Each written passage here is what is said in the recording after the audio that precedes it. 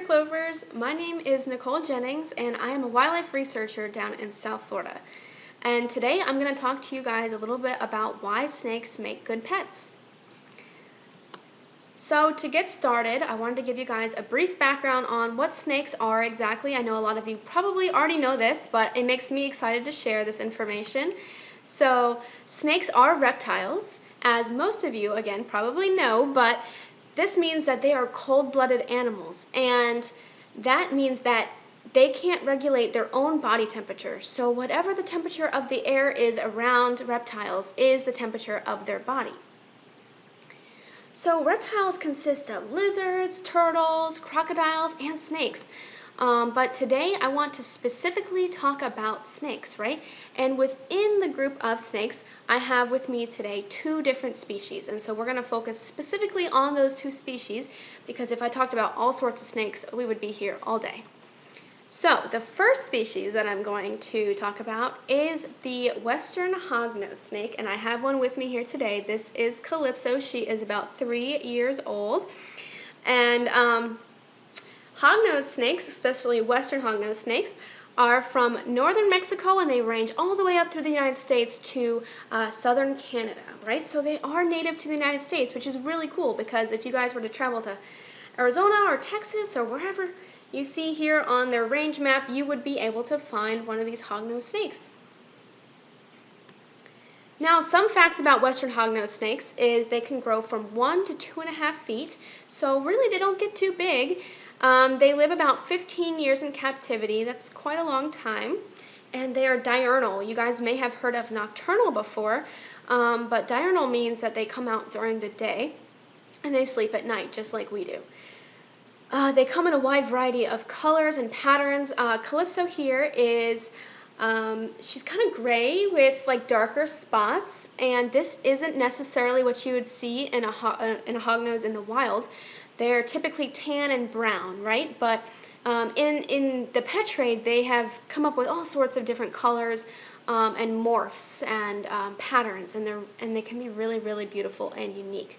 And we'll go through that a little bit later. But in the wild, they love to live in sandy areas. They actually bury themselves in the sand with their pointed noses. And that's actually where they get their name, hognose. You can see their little shovel-pointed nose here. It helps them bury in the sand. They also like to eat small rodents, amphibians like toads, and lizards. They are actually slightly venomous, and that takes a lot of people by surprise. I never recommend holding a venomous snake, but she is not like what you would think of when you think of a venomous snake, right? She is only very slightly venomous. So hognose, if they were to bite you, which is very rare because they're quite docile, it would feel and swell up similar to a bee sting, right? So it's not life-threatening, but it would not feel good either. Some more facts about Western hognose is when they feel threatened by a predator, they can flatten out almost like a cobra. You can see that on the left-hand side photo. And if they feel super threatened, they will actually roll over onto their backs and start writhing around and play dead. And they'll even stick their tongue out. They're super good actors, very dramatic. They'll hiss and they'll thrash and they'll pretend that they are dead until the predator disappears or is deterred. So here is just some photos of Western hognose varieties. Like I said, they come in all sorts of colors and patterns. They're really unique and can be very, very different and beautiful. The one on the very left, the brown one, that's typically what you would see in the wild. But the other three are just like unique variations that have occurred through breeding of different snakes in the pet trade. So now that we are done with talking about hognose snakes, we're going to say goodbye to our beautiful Calypso girl, and we're going to put her away, and we're going to bring out our ball python. And our ball python today, his name is Zubiri. He's about 6 years old, and as you can tell, much bigger than Calypso was, right? But we're going to talk a little bit more about these guys now. So ball pythons are actually from Africa. They are not from the United States or Canada or Mexico. So they are a lot bigger. They can grow from 4 to 5 feet, can live up to 30 years in captivity, which is twice the amount of time that hognose can live. And these guys are crepuscular. Now that's a new word. They are active during dawn and dusk. That's what that means. They can even be nocturnal, which means they're active at night, but they're not diurnal like the hognose are. These guys also come in a wide variety of colors and patterns, and they typically eat small rodents.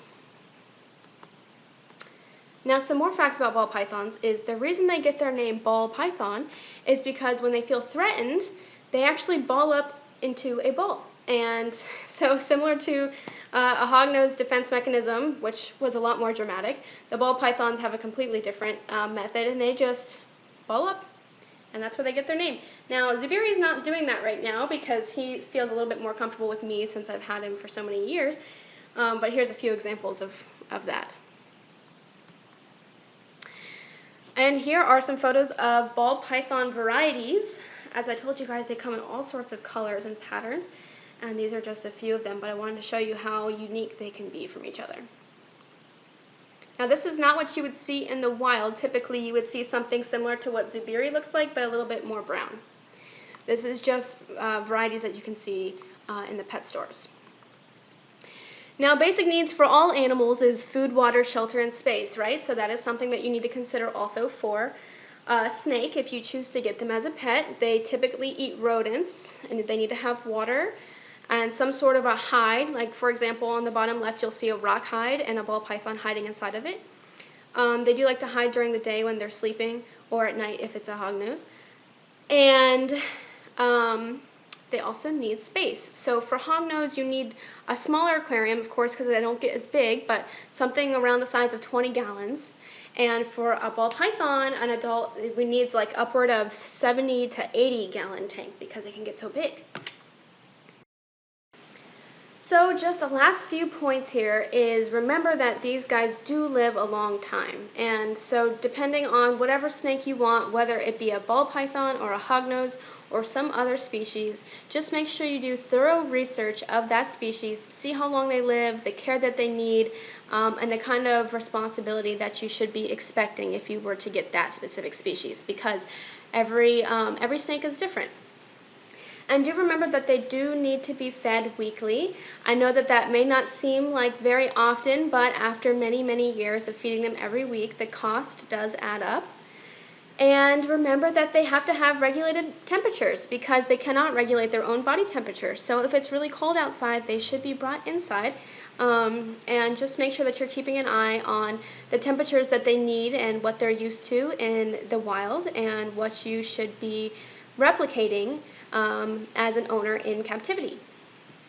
And above all, please, please, please never release your pet snake into the wild because it will mess up the natural food chain of the area that you're living in, and it's just not good for the individual snake either because they're not used to living in the wild, and it has all sorts of dangers and potential risks for native animals that live in your neighborhood as well. So overall, thank you guys so much for listening to me. I hope you learned something and that this was fun for you. If you have any questions, maybe just ask Miss Casey, and she can email me, and I can reply back, and hopefully I'll be able to answer some of your questions. Thank you guys.